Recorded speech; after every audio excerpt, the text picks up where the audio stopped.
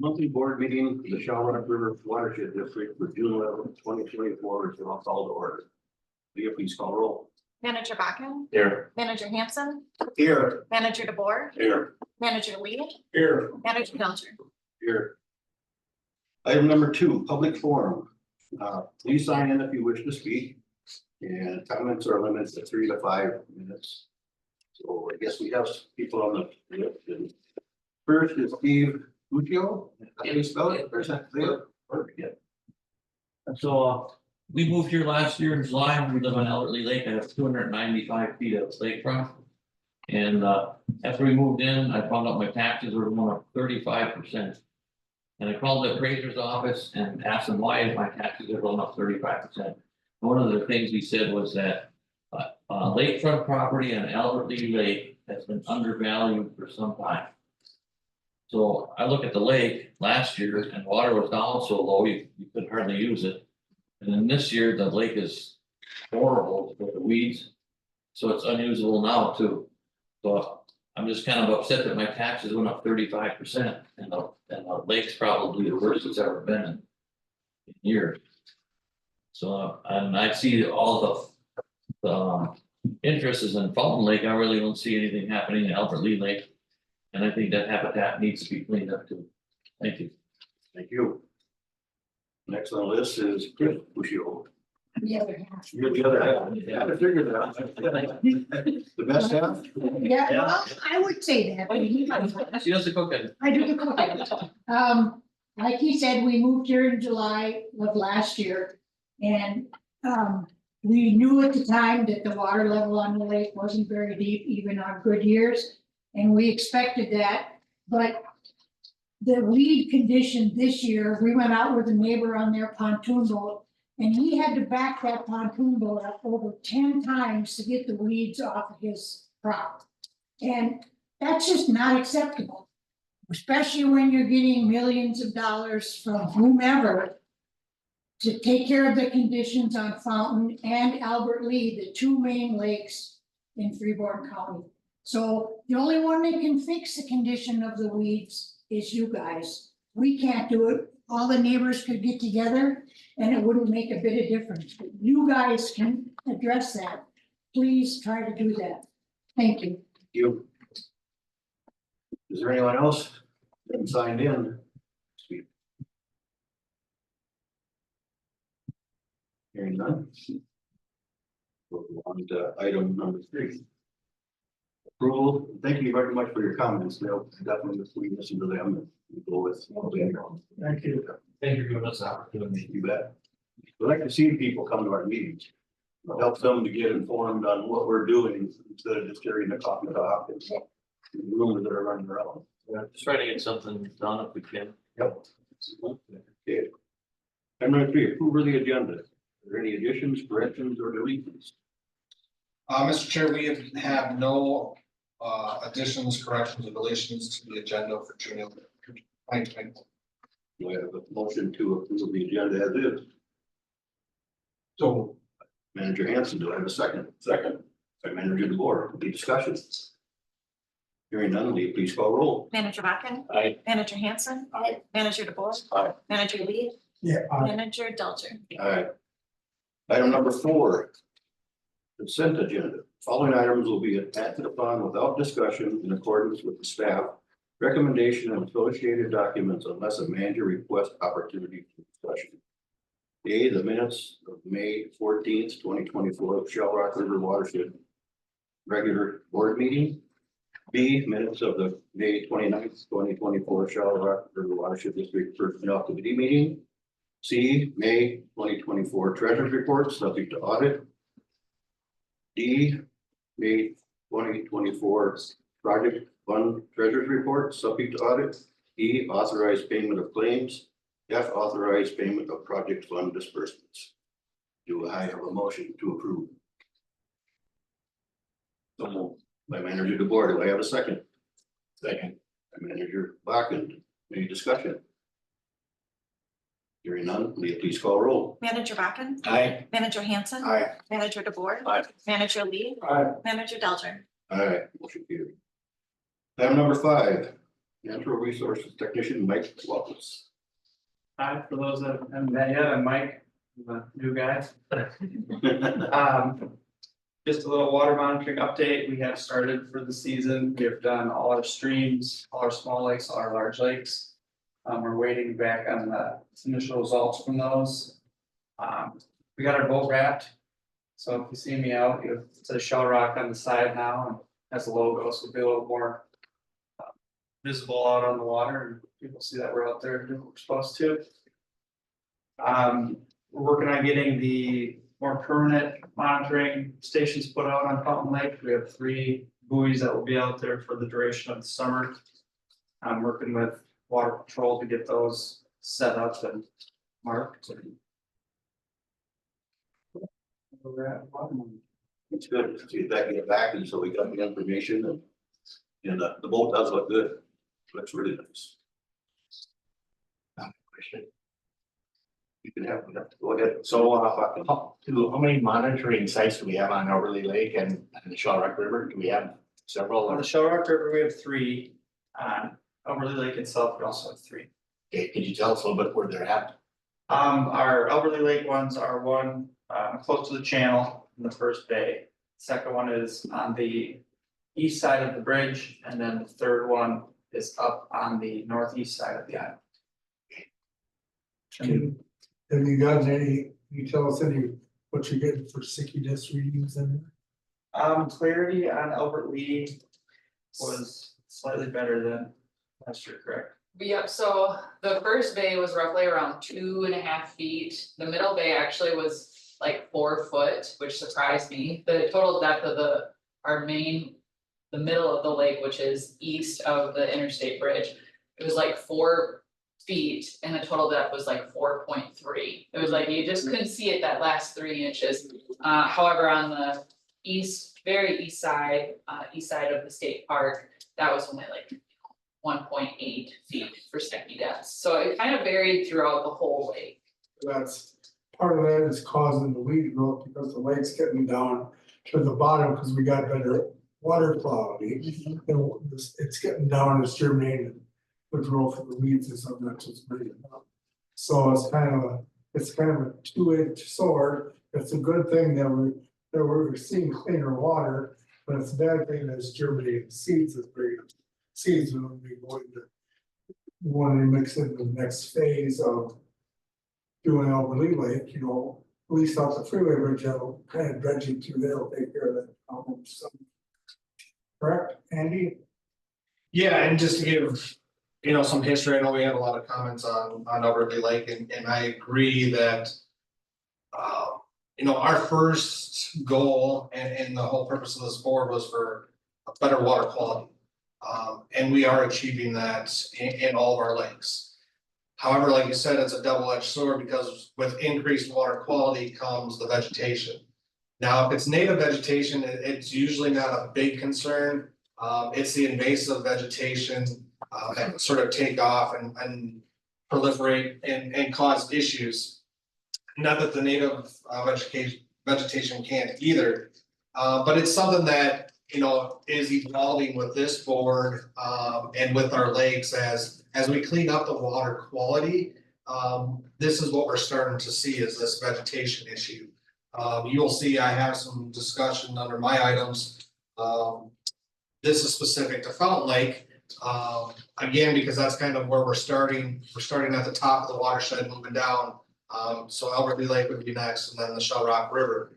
But that is, again, one of the issues that we are seeing with, yes, we are cleaning up the water. I know you guys said you just recently moved here.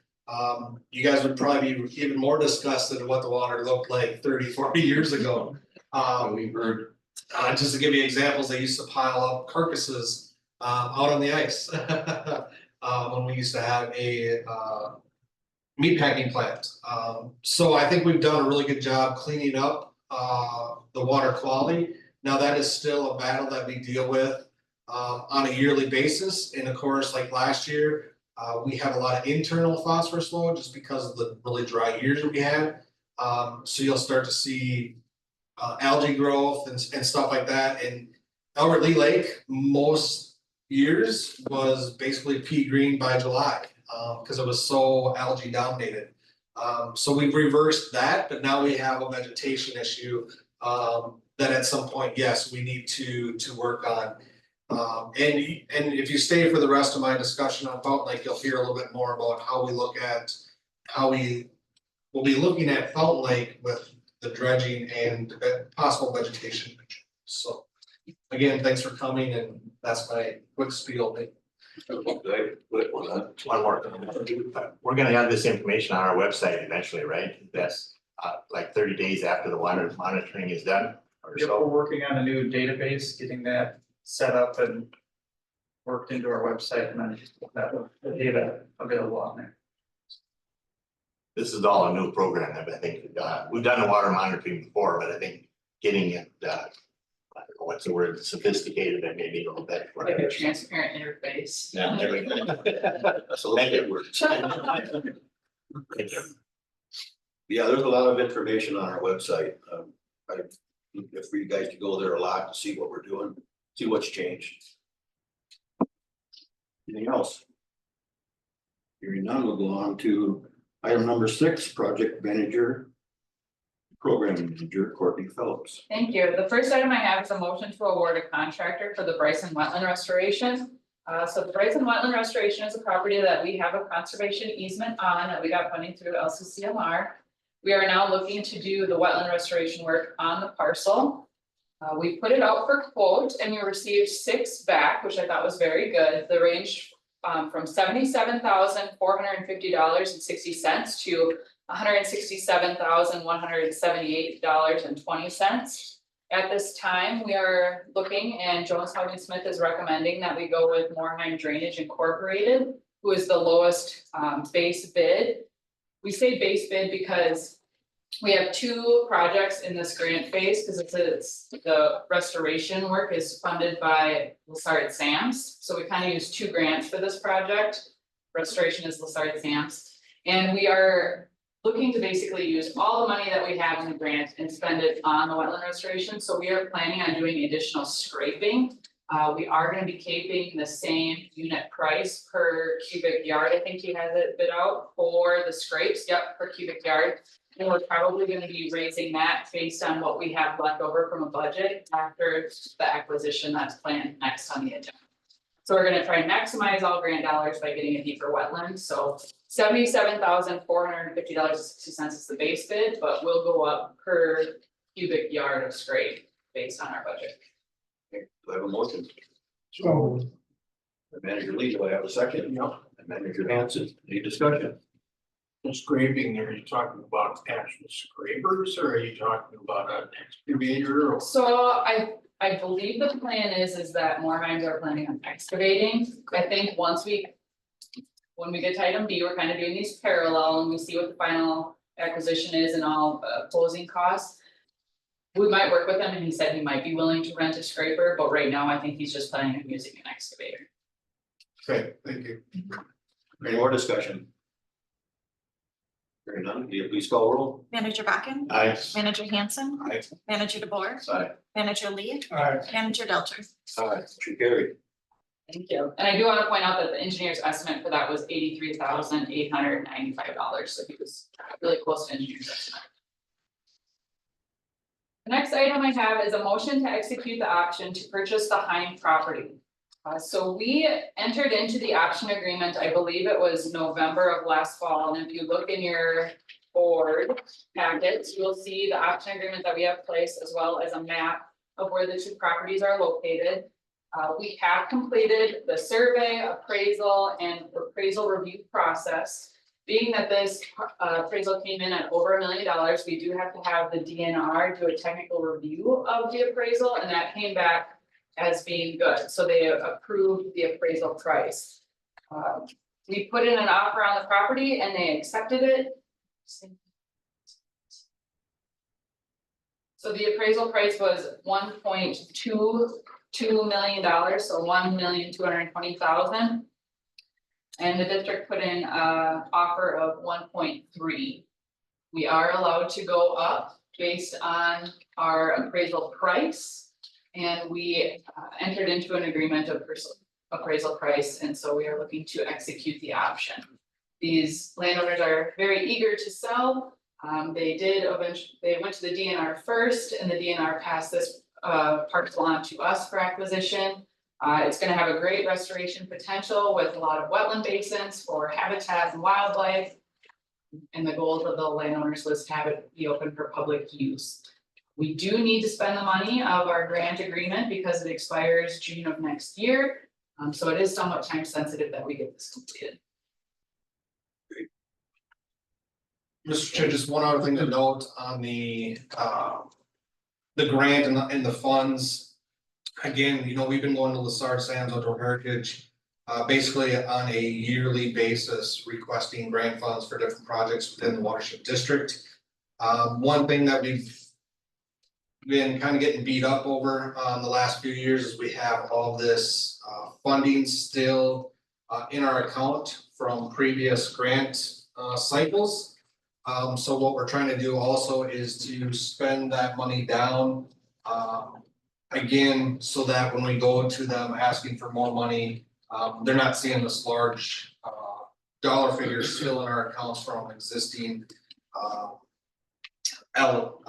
allocations. So one of the other things to mention that this funding was actually meant for a different parcel. However, when we did the appraisal on that parcel, the landowner did not want to sell or go through with the option agreement that we had with them. Again, looking at a different mechanism, I shouldn't say different mechanism, a different landowner to work with to get this project complete. Like Courtney said, you know, originally the DNR was gonna purchase it. We always feel that it's more important for the locals, local organizations to purchase it. That way we can go through and do all the restoration work the way we see fit.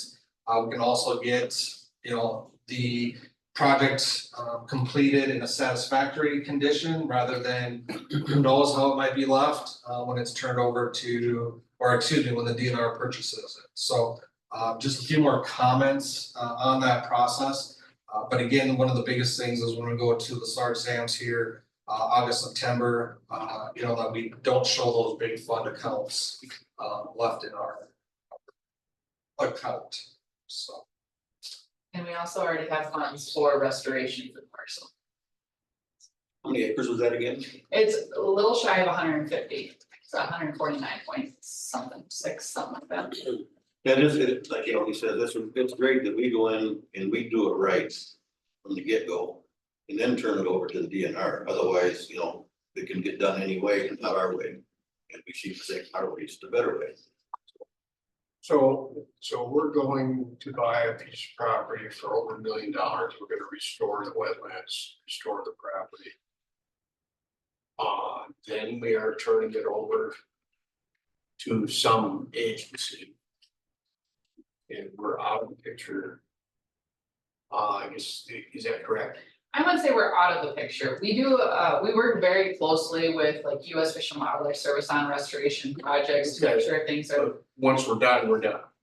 It's gone. It's not ours anymore. As far as land in our owned by us, correct, it would be a different entity, but a lot of the times we work with MOUs. Or memorandums of agreements or understandings with the entity that we're giving it to, Okay. that oftentimes still allows us maintenance activities. Is there any controversy out there among the neighboring properties as to the ultimate use of this parcel? Not this one. Not that I'm aware of, no.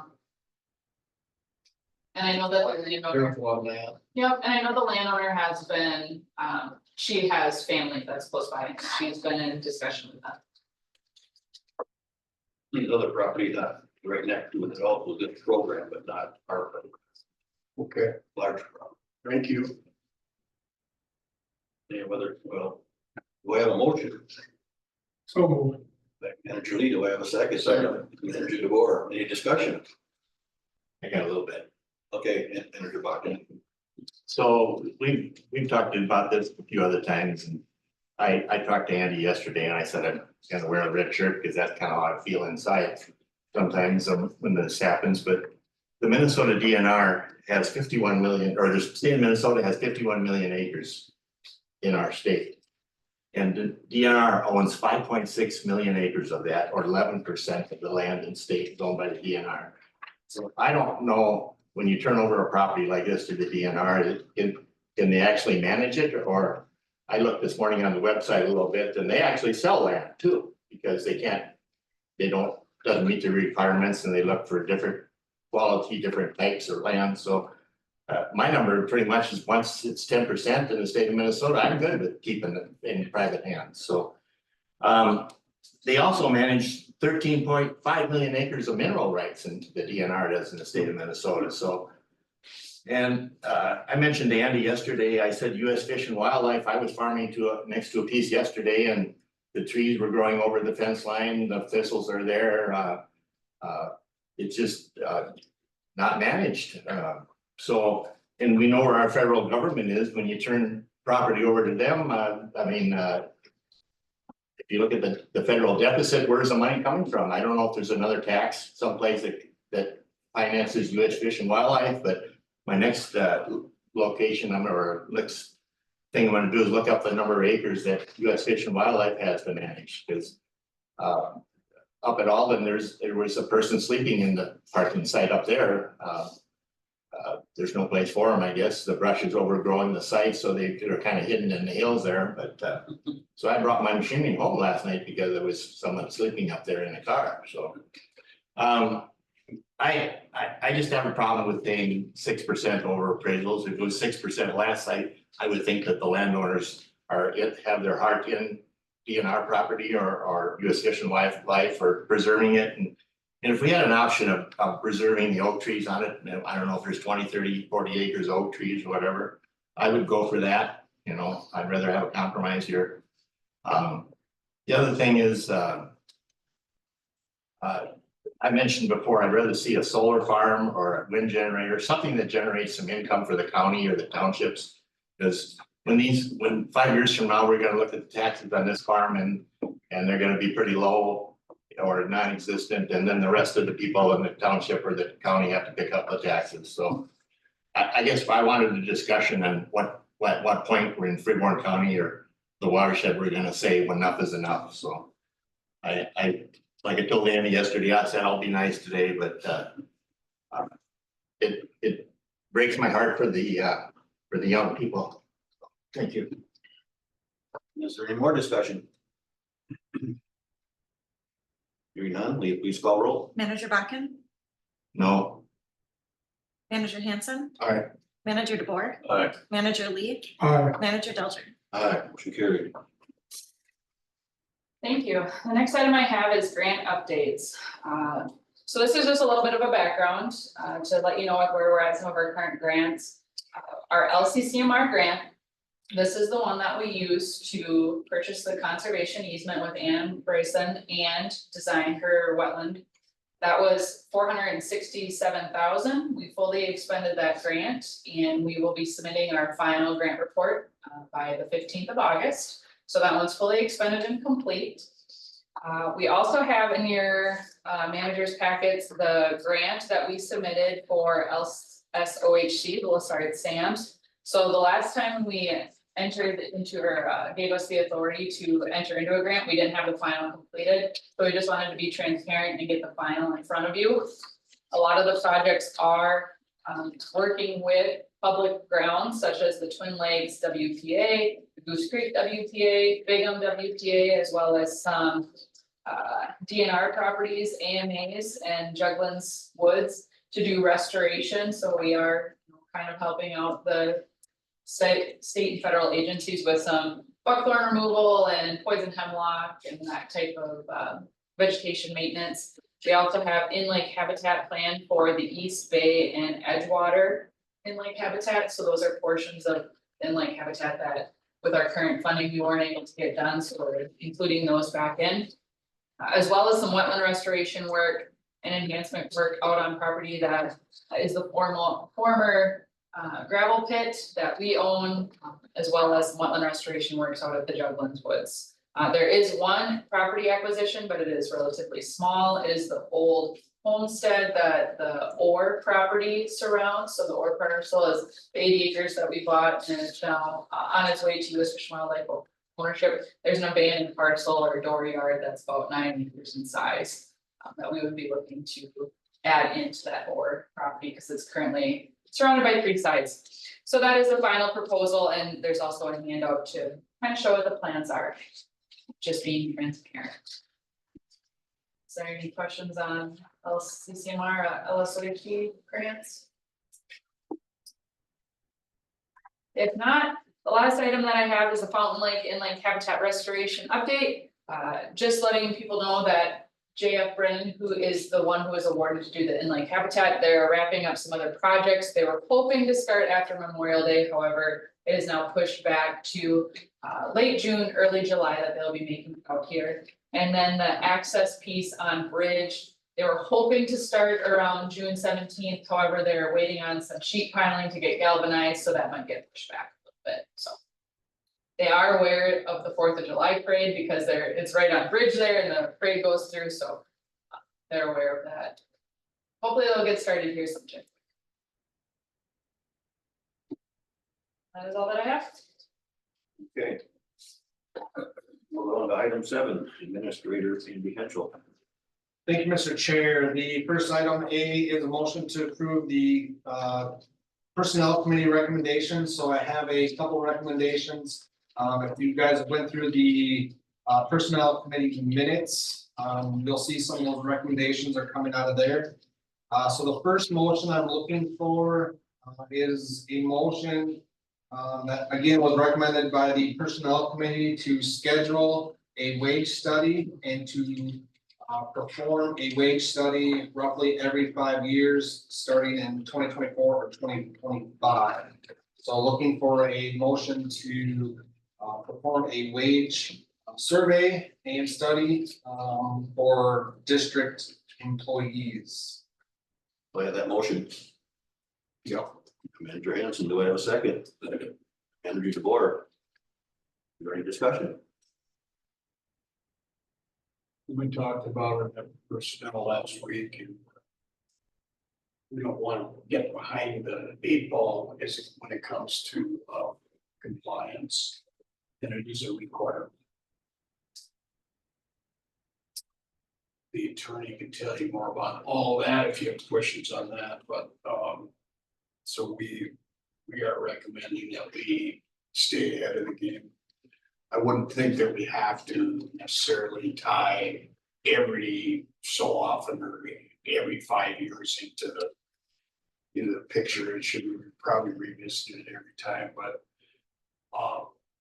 we do feel there's a need to get it completed sooner than later so that we're compliant.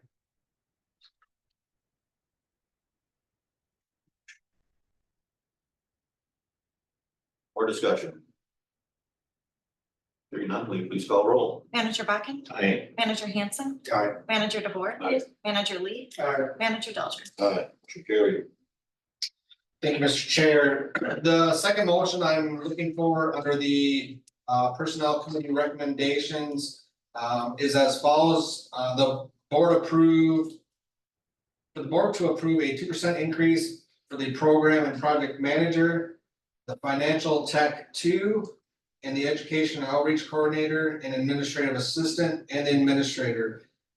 The committee is also recommending a rate increase for the program and project manager 1 and the education outreach coordinator and administrator 1. Do I have a motion? So moved. Manager Hanson, do I have a second? Second. Manager Lee, any discussion?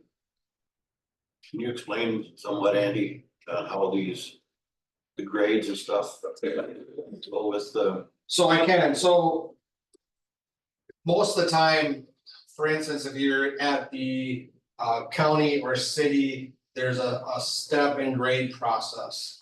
And pretty much when you're hired, you're set at a grade.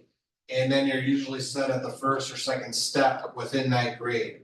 And then every year it's almost automatic that you go up a step until you hit your max. And then once you're at your max, then again, county commissioners or city council makes the recommendation that you're set at your max or move you up a grade. And then also job descriptions can determine that as well. However, ours is, we have a step in grade, but then it's also performance based. So your performance is again based on your review or your job review, which is done yearly. And if your review is good, then you go up whatever percentage is set within our employee manual. Right now, all four of the employees at these jobs are pretty much at their max. Some of us will stay at our max. The two that we're looking to increase in their grade are the education and outreach coordinator and administrative assistant. There is room in our grade format for them to go up one. And then also with the project and program manager, there is room for them to go up one grade as well. And then they will be capped at that grade. For the administrator and for the financial tech 2, we are at our max grades. Discussion. Clea, please call roll. Manager Buckingham, Aye. Manager Hanson. Aye. Manager DeBoer. Aye. Manager Lee. Manager Delphin. Aye, motion carried. Thank you, Mr. Chair. The last motion looking for is the personnel committee's recommendation that the administrator is paid as excess ESST/sick time. Be reimbursed at 50% and split between 24 and year 2024 and year 2025. Again, this comes from our rewriting of the handbook and not having a max cap on our earned sick and save time, which now we have implemented as far as January 1st of 2024. However, I was already over that max. So looking at trying to potentially reimburse me at some point for that overage of the earned sick and save time. Again, this will be discussed more during the budget discussions on what that will be. So that is the motion that I will be looking. Motion. So moved. Manager Lee, do I have a second? Second, Manager Hanson, any discussion? so the motion is to table this for discussion at the budget level, or was this motion to pay it out? Right now, this motion would be to pay it out at the 50%, but that will be discussed at the budget meeting on how that'll work. Because we're not quite sure how it's gonna work yet. So should we table it until we discuss it at the budget meeting? So we know how it's gonna work? I don't. I think it's already said and done, but just a matter of how we're gonna do it. I don't know how we put that in motion, but. Let's table it till the budget discussion. Gotta be my recommendation. I have a motion then. Or do we pay? I'm looking at the attorney here, do we pay part of that now whole? And then discuss the rest later, or what are we trying to achieve?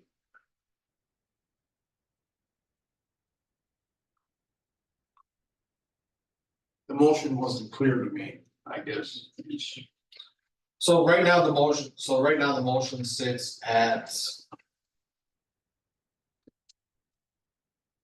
With the excess earned sick and save time and or ESST to be reimbursed at 50% and not be split between. Whatever that cost is to be split between 2024 and 2025. Okay, then why is there need to be further discussion? Is it so that we have a budget line item for it to do it? Is that what the discussion is for? And a motion for the approval of it. Oh, Motion to pay for it. right, so we're not paying for it now, we're paying for it later. Correct. Oh, okay. Okay, that's cleared out. Thank you, thank you, thank you, thank you. Okay, any more discussion? Apologize.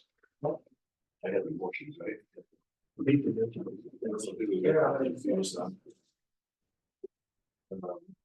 Any more discussion? Yeah, please call roll. Manager Buckin, Aye. Manager Hanson, Aye. Manager DeBoer, Aye. Manager Lee, Aye. Manager Delter. Aye, motion carried. Thank you, Mr. Chair. The second item, item B, is board manager appointment update. For those that don't remember, we have two managers that are up for reappointment here in July. We have had the county put out a public notice for anybody who would want to fill those positions. To be appointed, to turn a letter in to the county. Now, I do understand that there has been 2 letters submitted for people to reapply or apply for the manager's position. I believe they do or will be receiving a call from the county administrator to attend, if they would like, a workshop that they're having next Tuesday to explain to the commissioners why they would like to sit on the Shell Rock River Watershed Board. And then they will select that at their last meeting in June. And the appointments would be put on our board come July 7th, or whatever our meeting is in July 11th. So the 2 managers that are up for reappointment are Mike Hansen and Joe Pasuski. All right, moving on to item C, legislative update, Minnesota watersheds update and summer tour. So right now, as far as the legislative update, again, there was not much done up at the Capitol this year. As far as what Minnesota watersheds are looking at. One of the big items that Minnesota watersheds was working on was the chloride reduction. And trying to reduce chloride levels within our lakes and streams. That did not pass. So the chloride reduction will be another issue next year during legislative session. So the next thing, Minnesota watersheds update. Again, we're a part of Minnesota watersheds. This is a group that contains almost all of the watershed districts within the state of Minnesota, along with some of the WMOs or water management organizations. We are a pretty good group, and what we're really trying to do is look at issues legislatively that affect watershed districts, and whether that be a drainage issue to a WACA issue. Those are the things that we're looking at trying to do. One thing that I will tell you is there has been a lot of push on the ag community within the environmental groups, and especially the drainage portion. And as you know, here in Freeborn County, with probably 90% of our taxes generated from our ag community, it's a huge part of our watershed district, and it's important for us to help protect their livelihoods. So that's one of the things that we're working with. There's some new rules coming out from potential rules coming out from the EQB, which is, this board knows very well. This is the Environmental Quality Board, but I'm thinking about EAW, Environmental Assessment Worksheet. We've gone through 2 of those in the last 4 months, both for the in-lake project and most recently for the dredging project. So these are some of the things that we've worked on and can kind of see how the process works. However, environmental groups want to incorporate an EAW for all drainage projects, which to me is absolutely crazy. So that is some of the stuff that we're working on. We did have a meeting between some administrators on the Minnesota watersheds, Minnesota watersheds executive director. We also had on that call the AMC, which is the county organizations throughout the state. And we sat down and talked with the members of the EQB about how, you know, some of these ideas about having a mandatory category for drainage projects and EAWs is a mistake in our eyes. So hopefully that sank in with them, but definitely more discussions to come on that. The last thing is the summer tour. Summer tour will be held June 25th, 26th. Last day for registration, I believe, is the 13th of June. This will be held up in the metro. This is again, Cap Regions and Ramsey, Washington are the two watershed districts hosting the summer tour. So again, if you'd like to attend, again, please talk to Leah. Again, I believe June 13th is the last day to sign up for that. I know there's a lot there. Any questions on any of that stuff? Hearing none, I'll move on to item D, Fountain Lake Restoration Phase 3 update. So this is the update for the Phase 3 dredging project on Fountain Lake. As you know, we're doing basically two large projects with this. The first one being the clean out of cell 1, which with all the rain recently has been a little bit delayed. So we're hoping that that project can be picked up here soon and move forward. Remember, we're trying to remove about 650,000 cubic yards of material out of cell 1, so that it can handle the yardage from the Phase 3 dredging.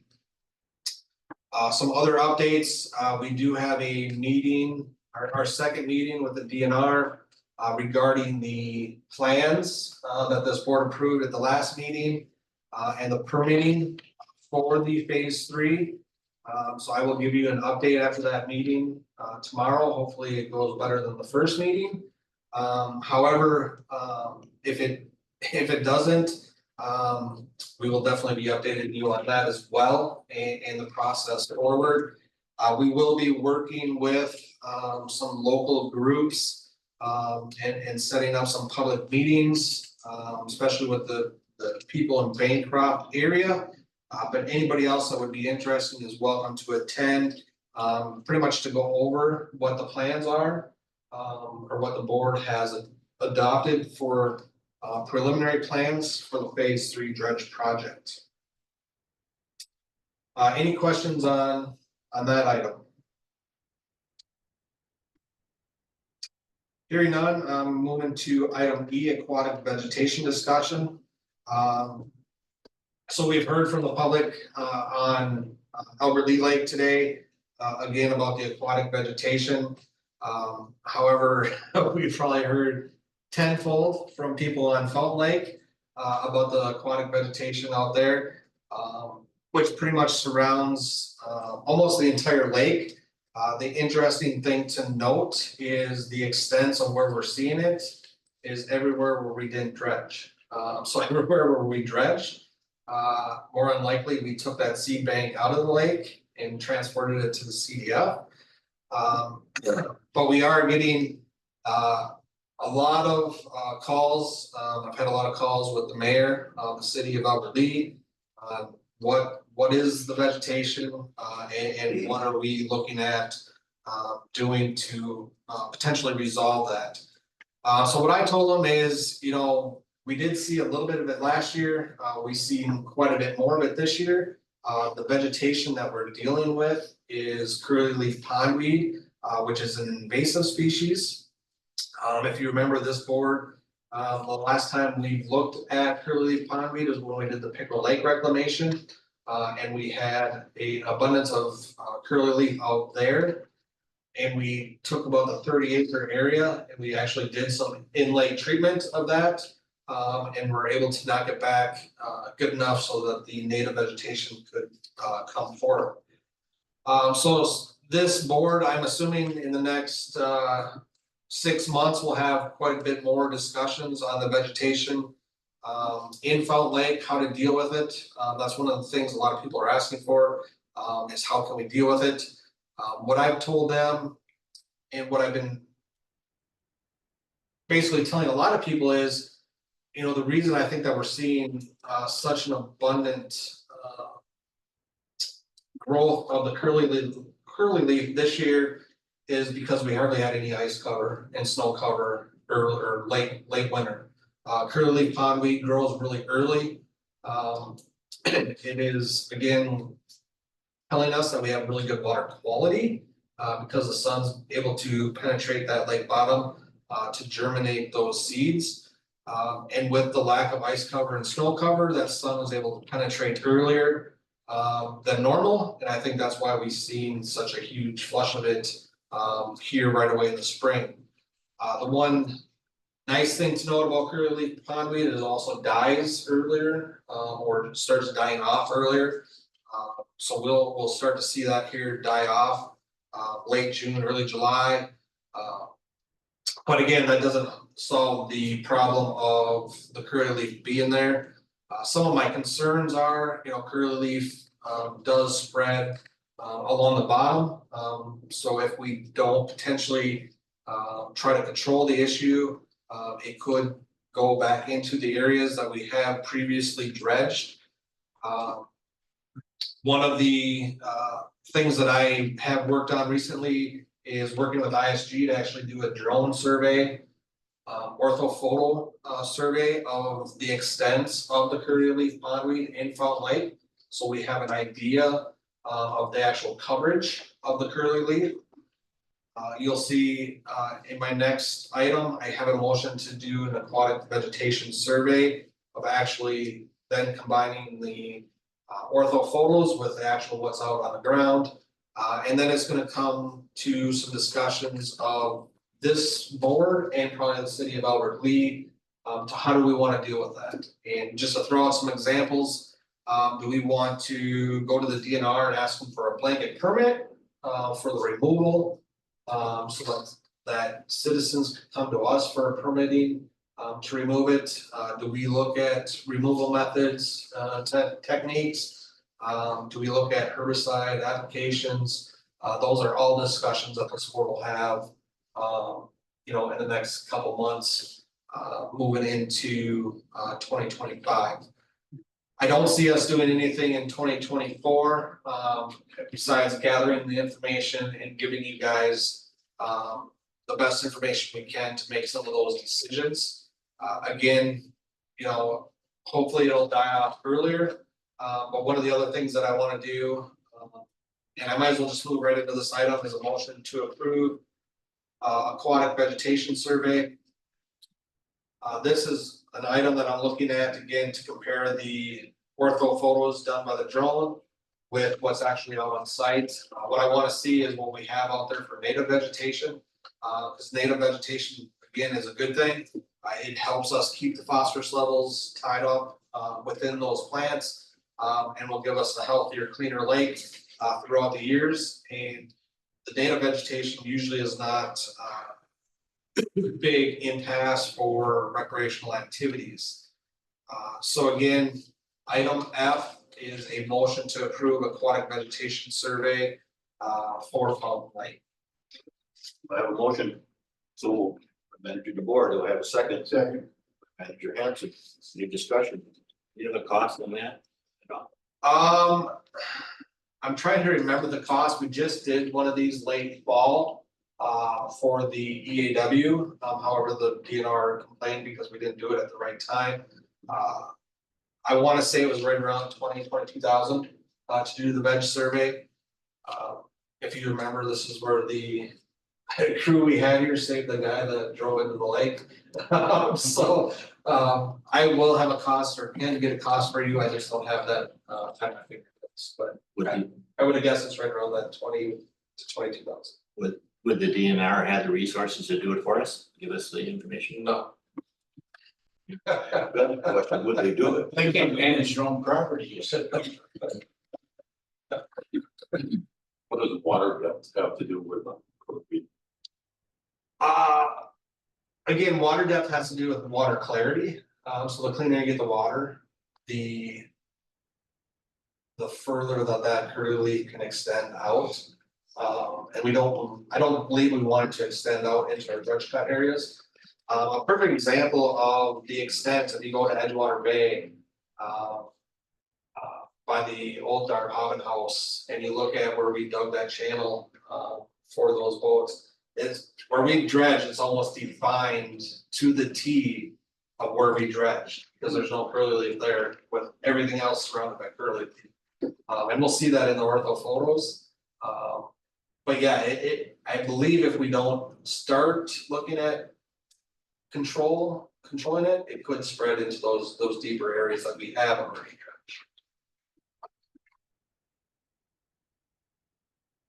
Any discussion, any more discussion? Hearing none, will you please call roll? Manager Buckin, Aye. Manager Hanson, Aye. Manager DeBoer, Aye. Manager Lee, Manager Delter. Aye. Motion carried. Thank you, Mr. Chair. That is all I have. Oh, we got it. Okay. Item number 8, manager item. Well, we got busy at, excuse me. We got busy, we had a long meeting last month, so I didn't get to go to some of the meetings I went to. So, no, I went to, in April 22nd, I went to the Upper East City Council meeting.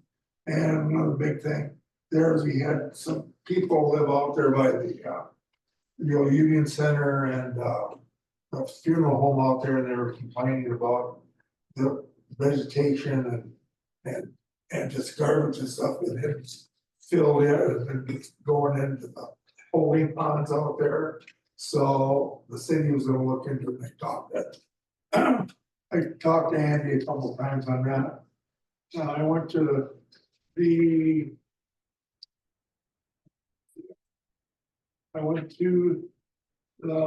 May 21st Commissioners meeting, and basically they're going to appoint 2 board members on the 2nd of July meeting. And on the June 4th meeting, they were talking about, for us, it was human services motion for the county board workshop, have a workshop on the 18th. And that's gonna be when they're gonna interview the people who wanna be on the watershed board. And I guess basically that's about it. And I guess they also went into closed session to discuss the performance of Myron as the new county administrator. Any questions? Any other manager items? Manager Buckin. I just want to thank Courtney and Mike for taking me out on the Wasmore property, which is now U.S. Fish and Wildlife. We spent a couple hours out there the other day. I mentioned at the last month meeting at JD number 9, the county ditch and the county tile system goes through this property. So I'm in the process of meeting with the county ditch inspectors, Dave Clausen and Cody Fox. So we're going to try to come up with a written agreement with U.S. Fish and Wildlife so that they will protect the tile lines that are underneath this property. And then when I get done with that one, I got another agreement I'd like to work out with the DNR. We're going to have some private tile lines that go through the neighbors, or we'll be going through DNR property. So I'd like to get maintenance agreements in writing, I guess, with both those groups so that next generation doesn't have to fight it. So thank you. Any other manager items? Mr. Chair, we do have to schedule a budget workshop. My thought was if we could at the next regular board meeting, once that board meeting concludes, to open it up to the budget workshop. If that works for you, please let us know. Otherwise, if we don't, we do have to schedule a budget workshop sometime in July, but I think that usually works the best. If we can do it right after, the following board meetings. Item B, again, is to schedule a county ditch committee meeting.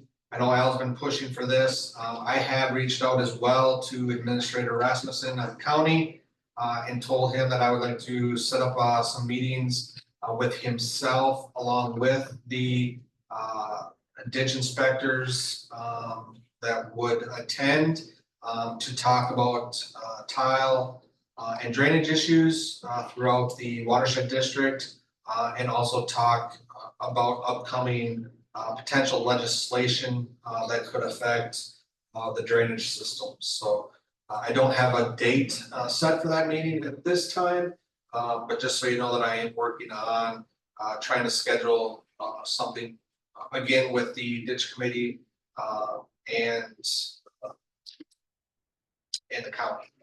So I believe Al sits on that, and it's either Mick or Mike who sits on We haven't had a meeting for a long time. that. Yeah. So check when we get. Yep.